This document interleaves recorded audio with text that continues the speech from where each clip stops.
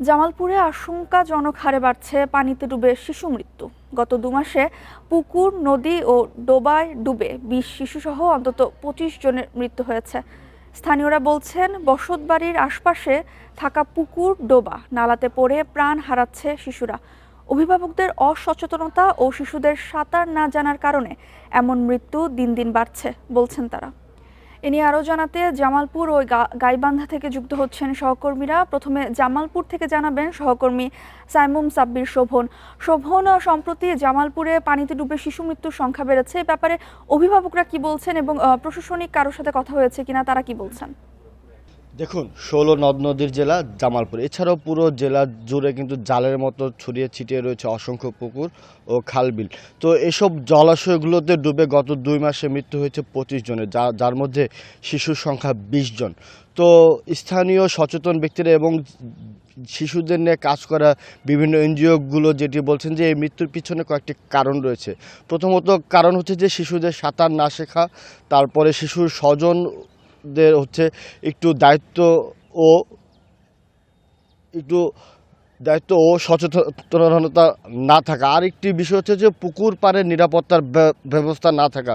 তো এসব কারণে কিন্তু শিশুদের মৃত্যু সংখ্যাটা বাড়ছে। তো জেলার সরকারি দপ্তরগুলো এবং জেলার সচেতন ব্যক্তিগুলো যেটি বলছেন যে আসলে ৪-৫ বছরের বেশি বয়স্ক যারা শিশু রয়েছে তাদেরকে একটু সাঁতার শেখানোর প্রয়োজন, এবং যেসব গ্রামগুলোতে পুকুরের সংখ্যা বেশি বা শিশুর সংখ্যা বেশি সেসব গ্রামের পুকুরে বা খাল বিলে বাড়ির সামনে একটু নিরাপত্তার ব্যবস্থা করা, এতে করে কিন্তু শিশু মৃত্যুর সংখ্যাটা কমতে পারে। আরেকটি বিষয় হচ্ছে যে জলবায়ু পরিবর্তনের প্রভাবে কিন্তু জলাশয়গুলো কিন্তু ভরাট হয়ে যাচ্ছে, এতে কিন্তু শিশুরা সাঁতার শিখতে পারছে না।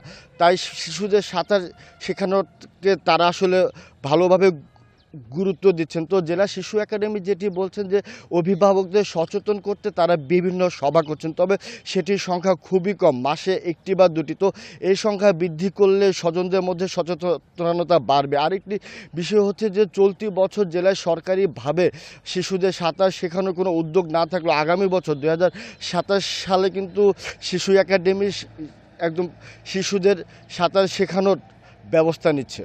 মূলত এই ছিল আমার কাছে সার্বিক তথ্য। এবার গাইবান্ধা থেকে জানাবেন সহকর্মী আবু সাইম। সাইম, প্রতিবেদনে আমরা দেখছিলাম জামালপুরে পানিতে ডুবে শিশু মৃত্যুর সংখ্যা বাড়ছে। গাইবান্ধায় এই ধরনের কোনো ঘটনা ঘটেছে কিনা এবং স্থানীয় কোনো সচেতনতার কথা বলা হয়েছে কিনা? ধন্যবাদ। দেখুন, গাইবান্ধায় দিন দিন বাড়ছে কিন্তু পানিতে ডুবে শিশু মৃত্যুর সংখ্যা। আপনাদের জানিয়ে রাখি যে গাইবান্ধা নদ নদী বেষ্টিত একটি জেলা। এই জেলার ৭ উপজেলায় কিন্তু বিভিন্ন গণমাধ্যমের তথ্য মতে গত ১ মাসে গাইবান্ধা জেলার ৭ উপজেলায় অন্তত ১১ জন শিশু মৃত্যুর ঘটনা ঘটেছে এবং তার অধিকাংশ শিশু মৃত্যুর ঘটনা ঘটেছে সুন্দরগঞ্জে। আপনাদের জানিয়ে রাখি যে আসলে এসব ঘটনা কিন্তু মূলত আসলে দেখতে আমরা যেমনটা লক্ষ্য করেছি যে পাশের পুকুরে কিংবা নদীতে গোসল করতে নেবে বন্ধুদের সঙ্গে এরকম প্রাণহানির ঘটনা ঘটেছে। যারা বলছেন আর কি, এই শিশুদের নিয়ে কাজ করা বিভিন্ন সংগঠন এবং ব্যক্তি বিশেষজ্ঞরা বলছেন যে আসলে পারিবারিক সচেতনতার অভাব, অভিভাবকদের খামখেয়ালি এবং সেই সঙ্গে সাঁতার প্রশিক্ষণের কোনো ব্যবস্থা না থাকা এবং প্রাথমিক উদ্ধার অভিযানের জন্য জনসাধারণকে সচেতনতার অভাবকেই দায়ী করছেন বিশেষজ্ঞরা।